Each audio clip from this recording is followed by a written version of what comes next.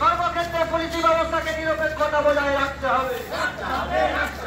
এই দাবিতে সিপিআইএম মিছিল চলছে, এই দাবিতে সিপিআইএম মিছিল চলছে। ইনকিলাব জিন্দাবাদ, সিপিআইএম জিন্দাবাদ।